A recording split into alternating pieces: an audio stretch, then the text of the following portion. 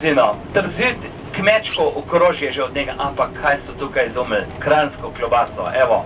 Prav iz Trzina uspeva še danes, je veliko mesarstva, mesarije, takšne in drugačne dobrote izdelujejo in so tudi ponovadi na teh ocenjevanjih kar dobro narejen. Saj veste tisto zgodbo, ko je Franc Jožef bil v naših krajih, tukaj v bližini in samo trzinsko klobaso prinesli slastno pojedo, ker je bila tudi dobra, ker je imela malo špeha zraven, ni bila pusta in takrat je dobila ta sloves. In danes tako na Dunaju kot v Zagrebu boste tudi pri sosedih dobili kranjsko klobaso.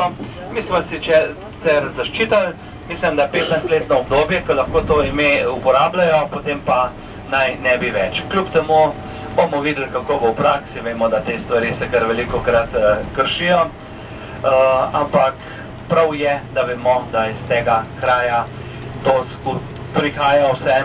Glejte, Trzin se je dejansko že potegnil vse do Črnuč, pa skoraj do Mengša.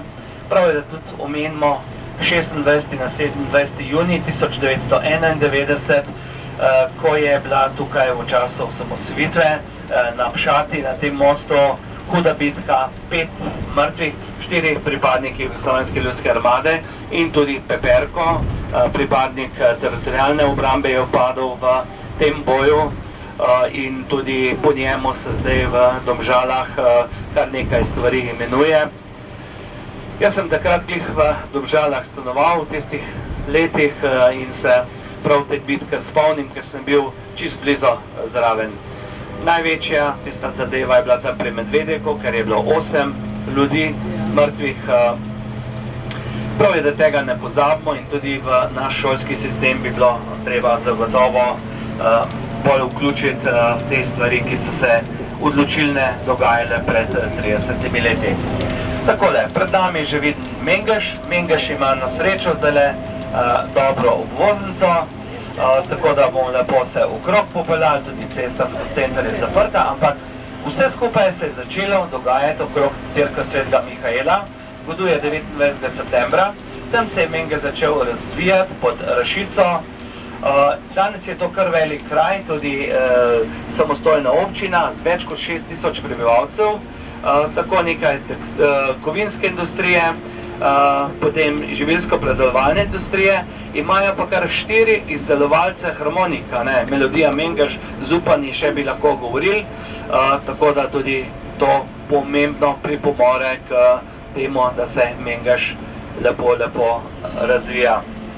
Recimo, da znan muzikant Janez Per je tukaj doma, tudi župan občine je bil kar nekaj časa, verjetno ga poznate iz narodno-zabavnih stvari. No in tukaj je doma tudi Ivan Sivec, naš znani pisec, ki je precej domoljubno odreagiral ob vseh stvarih. Glejte, skoraj ni znamenitega Slovenca, o katerem on ne bi napisal knjigo. Dobro se je v arhive podal, vse tu pa tam kakšna napakca se je najdla, a veste, pa kljub temu večinoma gre res za dobro.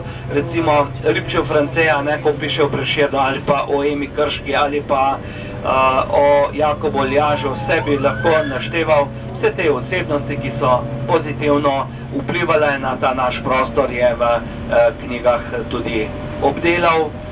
Tudi recimo Franc Jelovšek, znan slikar, je bil tukaj doma, pa še bi lahko naštevali. Mengeš je res tako lepo, pomembno gospodarsko središče in že tako spet z okoliškimi kraji skoraj združen. Glejte, mi bomo danes na prostoru, kjer je Ljubljanska kotlina najširša.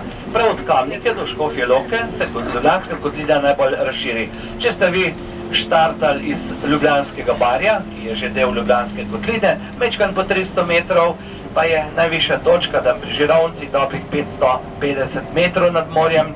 Tukaj živi več kot 600 000 ljudi, 58 km vse skupaj dolgo.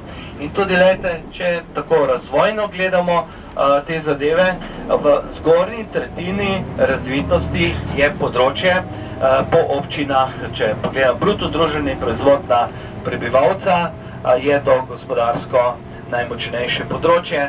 Zdaj imamo še primere dobre prakse tudi drugje, recimo novomeški del je tak, pa še bi lahko naštevali tam okrog Gorice, pa vendar gre za gospodarsko uspešno področje. Če primerjamo to z Celovško kotlino, na drugi strani Karavan, ki je pa dolga kar 70 km, do 30 km široka, tam pa živi manj kot 300 000 ljudi. Tako da je ta del na naši strani, na kranjski strani, veliko bolj poseljena kot na drugi strani.